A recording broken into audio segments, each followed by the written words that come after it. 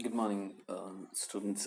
We have seen already that slavery was a very important part of very important element, rather, of the whole Roman administrative machinery. It was a very important component of Roman social life, and as you have must also seen in a lot of things related to popular culture and popular media, whereby they have shown gladiatorial fights in the Colosseum, whereby the slaves are fighting amongst each other, and those slaves, some of them, some of the greatest fighters of all time, they fighting not just men and each other, but also ferocious animals, lions, tigers, cheetahs, leopards, all of that, for the entertainment of the Roman population.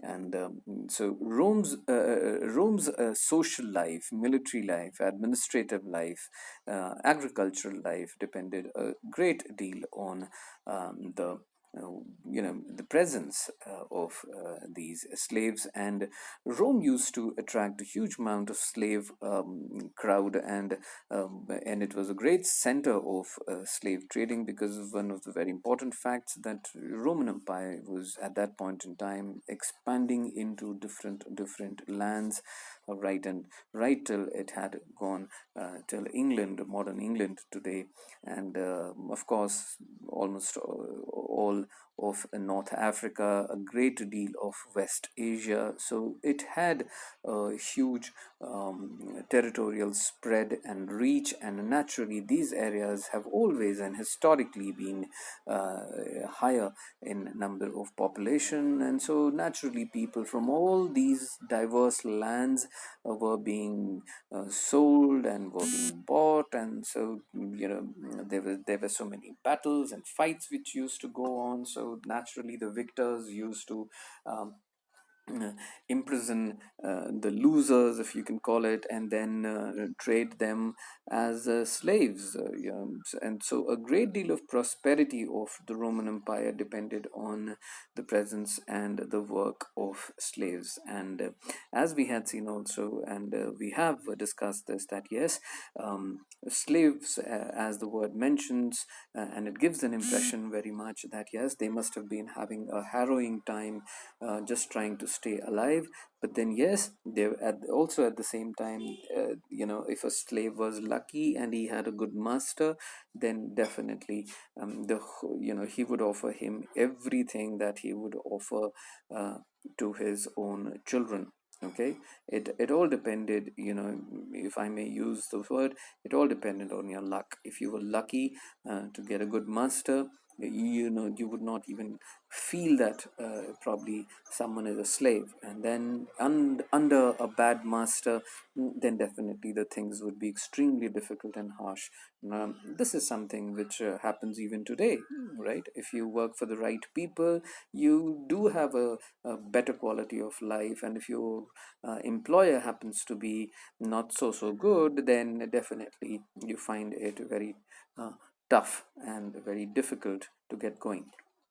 So this is what was the same 2000 years ago.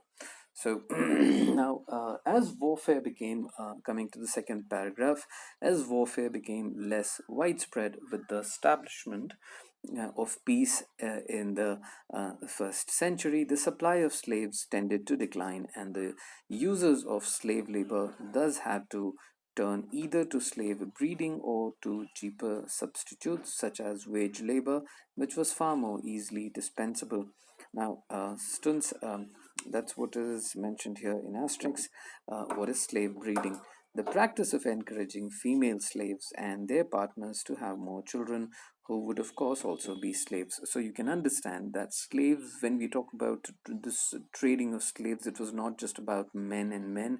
Of course, young women were also being traded, and naturally there was no point trading old men and old women. It made no sense at all, that they would essentially be a drain and a drag. So naturally no one was interested in the old population.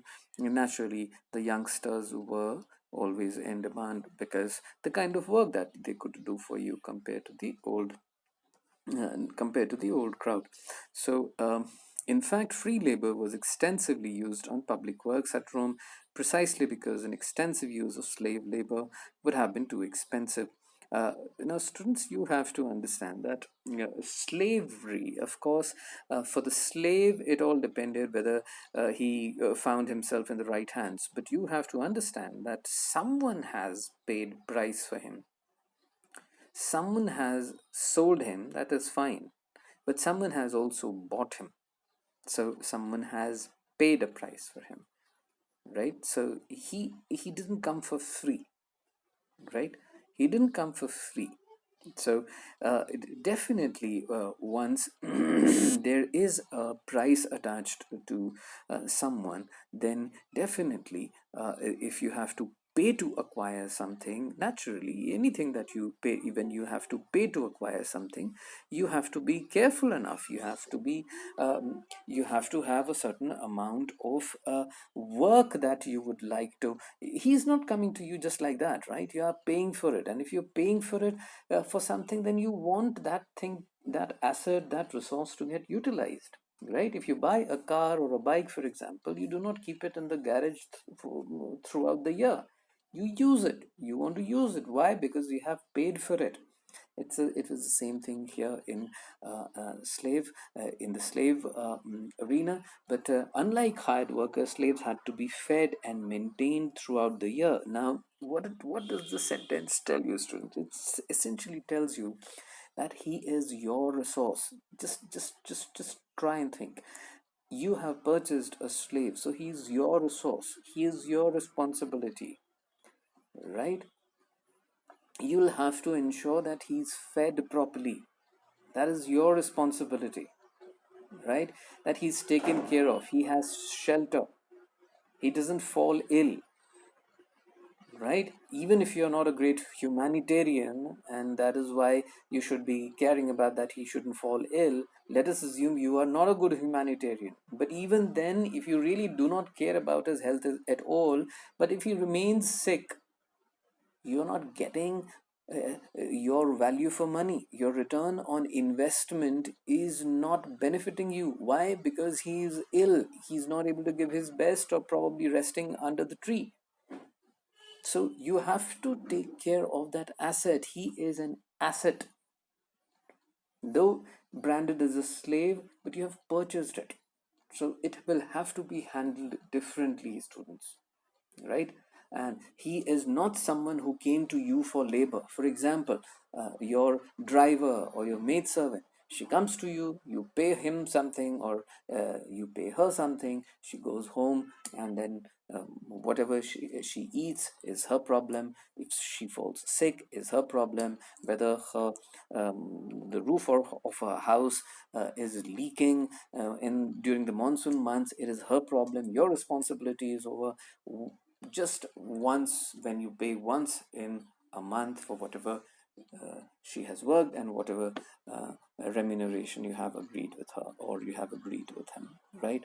But slavery is an entirely different thing. That's what we just saw.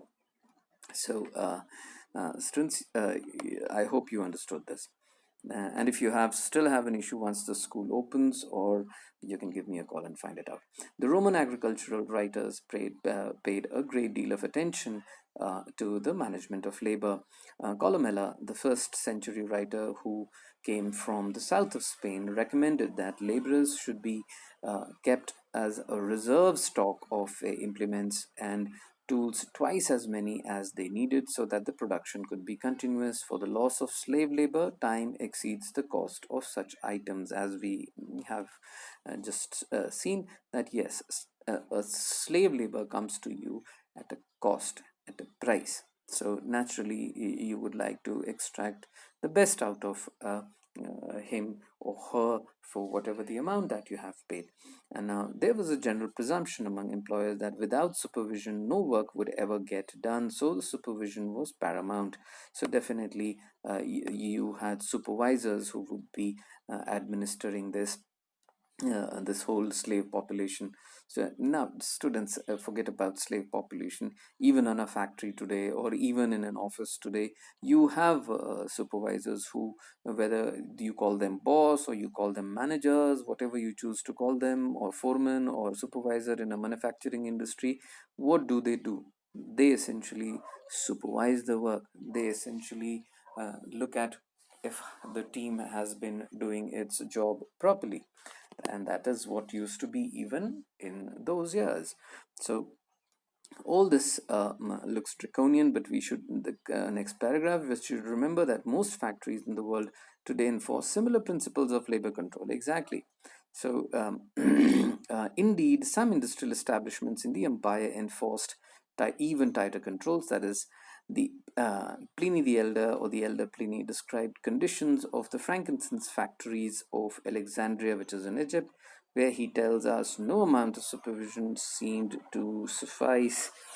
Students, any idea what frankincense is? Um, okay, students, frankincense is a raisin, or it is a gum. Okay, you essentially, it is it is because it grows in the desert areas, so it is thorny, and you have to puncture its bark, and then the gum comes out.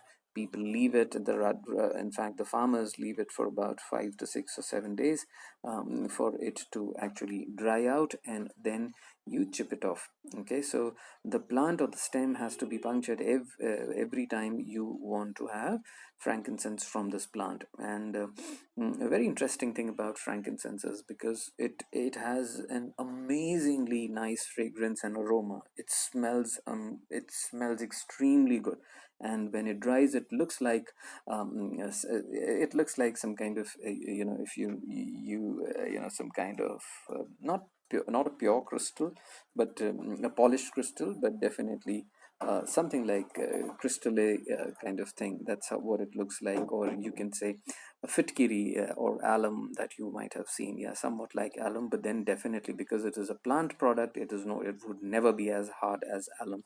It is very soft, but yes, it's a gum extract. And very interesting thing about the frankincense is that, students, that it is, snakes love it.